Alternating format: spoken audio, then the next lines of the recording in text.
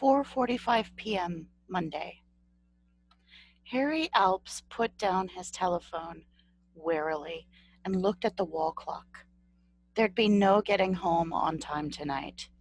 He and his two staff members had already called over 400 residents of the low-lying districts, warned them of the coming high water, and asked them to pass the word to their neighbors. But the situation had become considerably worse since then, and now new areas were threatened. At noon, the meteorologist had thought perhaps the river might crest as high as 14 feet. Now he'd have to raise that estimate considerably. The downpour, as hard a rain as he'd ever seen, had continued all day, not only here, but in all areas within 100 miles of Dayton to the east, north, and west. Precipitation records in most communities were being broken, and runoff was reported as severe. And this runoff had not, for the most part, even reached Dayton yet. At 2 p.m., the river gauge showed 12 feet, and while the last reading 45 minutes ago had shown an increase of only 4 inches, it was obvious there'd be a big jump as soon as the runoff came in, which he estimated would be about midnight. One of his men had to leave at 5 p.m., but the other agreed to stay on with Alps and continue making calls. The evening crew would be on hand shortly, and with all of them working at it, they should be able to get most of the residents warned. That is, Alps amended to himself, if this rain will quit soon. He didn't like to think of what would happen if it didn't. He picked up his phone again and placed another call. Hello, Mr. Dodds? This is Harry Alps here. It's beginning to look worse than we expected. If this rain doesn't stop pretty soon, which quite frankly doesn't look too likely at present, the river'll crest about flood stage. This thing could be pretty bad. I think it might be a good idea, as you mentioned earlier, you were to alert the National Guard to stand by. We ought to know by midnight or shortly after what's going to happen. 5 p.m. Monday. Dayton Police Chief John Allebeck spoke into the instrument to the department switchboard operator. I want you to call every off-duty officer, he said briskly. Put them on standby notice. We've received word that the lowland will get some severe flooding, and we may even get some high water in areas that don't normally get it.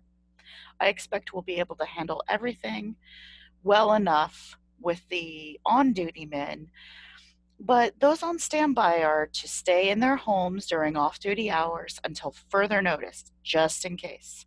Clear? Yes, sir. Allebeck put down the phone and rang for his assistant. The officer entered almost immediately. Bill, the chief said, I want every available on-duty man for detail in the low sections of the city tonight. There's no doubt there will be some locally severe flooding in those areas. Get your men out on a house-to-house in North Dayton, the near west side, Riverdale, Lower Dayton View, and all the other areas near the levees. Have them warn all residents and advise them to leave for higher ground immediately. Yes, sir. Allebeck sighed deeply as the young officer left the room. The flooding problem was perennial. Every year, spring and fall, they had to warn the same people to move to higher ground. One of these days, he thought, I'm just going to ignore the Weather Bureau's predictions and let them get caught. Serve them right for staying in those areas, just as if they didn't know any better. Might even teach them a lesson. 6 p.m. Monday. Andrew M. Fox was met at the front door of his house at 629 North Main Street by his wife, who smiled somewhat lopsidedly. Her voice, when she greeted him, studiously skirted any hint of condescension or criticism.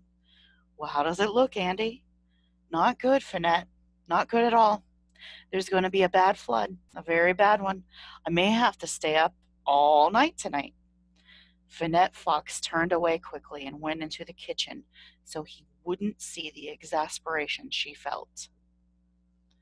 Why, she wondered, did she have to have a husband who felt it was his duty to be the boy at the dike who saves the nation? Time after time in the years they'd been married, he had done this, dutifully trudging the 3 blocks to the levee at Steel Dam, watching the water rise, and then, when it reached a certain point, hustling from house to house to warning people to move out, that a flood was coming. The first few times he had actually cleared the neighborhood, but when there had never been more than the most minor flooding, people began to call him High Water Fox and laugh at him behind his back. He had been going to the levee every couple hours since early morning today, and each time he returned home more certain that this time it was going to be the big one, the major flood he'd been announcing for years. He scarcely looked at the food his wife set before him for dinner and chewed in a preoccupied manner. She knew he wouldn't even remember what it was he had eaten 5 minutes after he had left the table. And she was right. A little needling anger touched her, and for a moment she was on the verge of having it out with him, telling him he was just being silly, that he was a laughing stock of the neighborhood, that every time it rained he neglected both his coal businesses and his real estate dealings, to say nothing of his wife, in favor of standing on the levee in the rain watching the water rise. Instead, she merely blew a wisp of hair out of her eyes and changed her mind. It wouldn't do any good, she knew. They'd just squabble back and forth for the better part of an hour or so, and then he'd leave, as he was going to anyway, to go back to the stupid levee. Andrew Fox finished his dinner and walked to the window, where he stood silently watching the rain pelt into the street for a few minutes. Then he shrugged into his raincoat again, and at the front door he turned to smile briefly at his wife. "I think I'll go over to the levee and see how the river looks, Finn," he said, as if this were the first time he'd ever considered doing such a thing. Finette Fox shook her head sadly as the door closed behind him.